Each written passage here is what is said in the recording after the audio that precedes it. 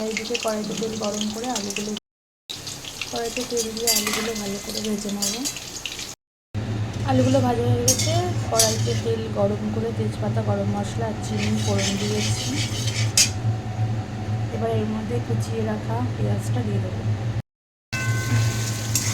পেঁয়াজটা ভালো করে ভাজা ভাজা করে নিতে হবে। ততক্ষণ ভাজা হোক, আমি আবার ফিরে আসছি। এদিকে একটা মিক্সিং জারের মধ্যে পেঁয়াজ, আদা, রসুন, টমেটো আর একটু গোটা গরম মশলা পেস্ট করে নিয়েছি। আর এদিকে দই, হলুদ, টক দই, হলুদ আর কাশ্মীরি লঙ্কা গুঁড়ো আর গোলমরিচের গুঁড়ো দিয়ে এটাকে ম্যারিনেট করে দেবো ভালো করে।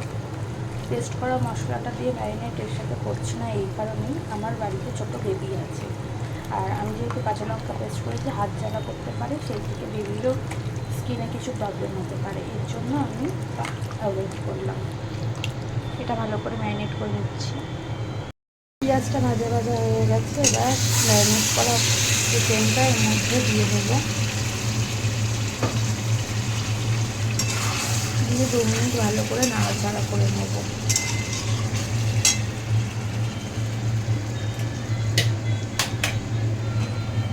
এদিকে আদা রসুনের যে পেস্টটা ছিল সেটাও এর মধ্যে ঢেলে দেবো।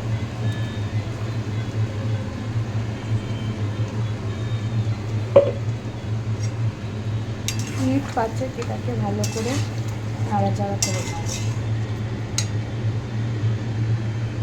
দেখতে পাচ্ছ প্রচুর জল বেরিয়েছে। এর মধ্যে আলুগুলোও দিয়ে দিয়েছি। আবার মিনিট 10-15 জন্য এটা রেখে দেবো, আস্তে আস্তে এটা কষানো হোক।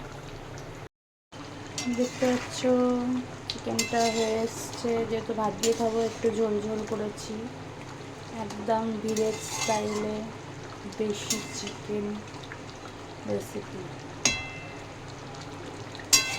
এবার এর মধ্যে একটুখানি গরম মশলা দিয়ে দেবো, তাহলেই হয়ে যাবে।